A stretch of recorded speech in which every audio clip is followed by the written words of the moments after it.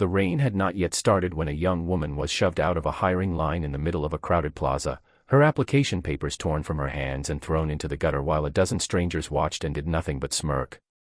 She knelt in the street to gather the soaked pages, her fingers trembling, her cheeks burning with the shame she had not earned, and not a single person in that plaza believed she would ever amount to anything more than what she looked like in that moment, poor, small, and easy to dismiss. None of them could have known that 5 years later, that same woman would return to that city as the person everyone in it would come to depend on, admire, and quietly wish they had treated with kindness when it mattered. Her name was Adiz Okonkwo. She had grown up in a coastal village where opportunity was thin and promises were thinner, raised by a grandmother who sold fish at the market before dawn each day because Adiz's parents had died in a flood when she was 9 years old. At 19, with her grandmother's health failing and no work left in the village, Adiz traveled to the city with a single bag and a stubborn, quiet hope that things could be different somewhere else. That morning in the plaza, she had been standing in line for a factory job, one of 200 applicants for 12 positions, when a man near the front of the line, irritated that she had accidentally bumped his shoulder, decided to make an example of her. He called her filthy, said people like her didn't belong applying for real jobs, and tore her papers apart before security escorted her out entirely, simply to avoid a scene. If a story like this has ever reminded you why kindness and second chances matter, take a moment now to like this video, drop a comment letting us know you're watching, share it with someone who needs encouragement today, and subscribe to Kindness Inspire so these stories keep finding their way to you. Now, back to Adiz, standing alone in the rain that had just begun to fall, her application ruined, her hope bruised but not yet broken. She did not go home that night, because home was a room she shared with 3 other women in a building that charged more than she could comfortably afford.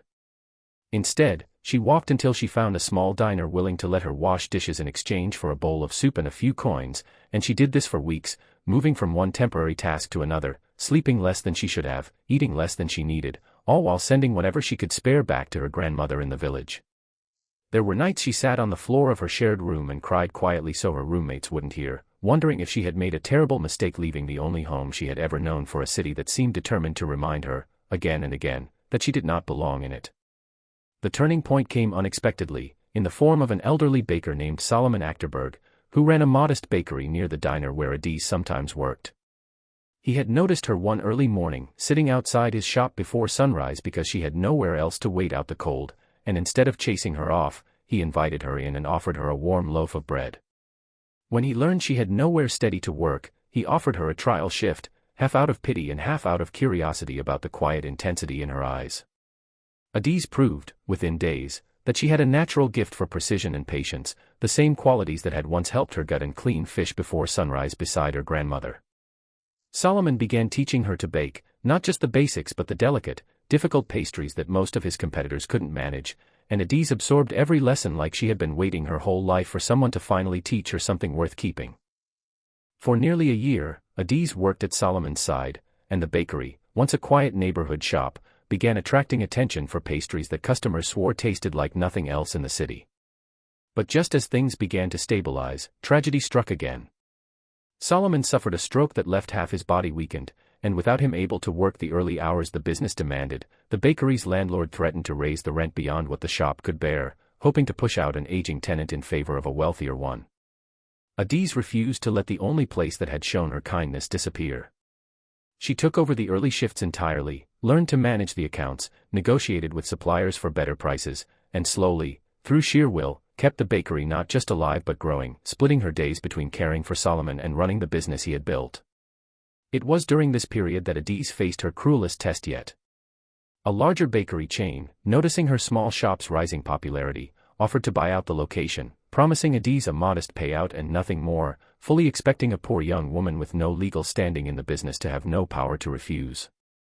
When she declined, they pressured the landlord directly, and for a tense month, Adiz feared she would lose everything she and Solomon had built. She spent nights combing through paperwork by candlelight, teaching herself just enough about contracts and tenancy law to realize that Solomon had, years earlier, quietly signed the shop over to her in gratitude for her loyalty during his illness, a fact even Adiz hadn't fully understood until she needed it most. Armed with that ownership, she stood her ground, and the chain, unwilling to fight a costly legal battle over one small shop, withdrew. From that moment, something in Adiz changed. She was no longer simply surviving, she was building. She expanded the bakery cautiously, opening a second location 2 years later, then a third, always insisting on hiring young women who reminded her of herself, women overlooked by other employers because of where they came from or what they didn't have. She created a small training program within her growing company, teaching baking skills to girls aging out of shelters and orphanages, giving them not just a trade but a place to belong. Solomon, recovering slowly but never quite the same, spent his days sitting in the original shop, watching the young woman he had once fed a warm loaf of bread transform into someone the whole city had begun to speak of with genuine respect. If Adi's determination has touched your heart even a little, if her strength in the face of everything stacked against her has moved you, please like this video now and leave a comment sharing the moment in her story that affected you most. Your comments remind us why these stories matter, and they help more people find them. Before we reach the end, there is one small thing we'd love to ask of you. If you believe that no one's worth should ever be measured by how much they have, but instead by how much they refuse to give up, type the word "worthy" in the comments below. Somewhere, someone scrolling through today needs exactly that reminder. 5 years after that rainy afternoon in the plaza, Adi's Okonkwo stood at the opening of her 7th bakery location, this one built directly across from the very plaza where her application papers had once been torn apart and thrown into the gutter. Among the crowd gathered for the opening was a man she recognized instantly, older now, his irritation long faded into the kind of quiet anonymity that comes with age, the same man who had once torn her papers apart simply because she had bumped his shoulder. He did not recognize her, not until she personally handed him a pastry and quietly reminded him of the rain, the torn papers, and the words he had used that day. His face went pale with recognition and shame, and he stumbled through an apology that Adi's accepted with nothing but grace, because the young woman who had once needed his approval to feel like she belonged somewhere had long since disappeared, replaced by a woman who had built her own sense of belonging with her own 2 hands.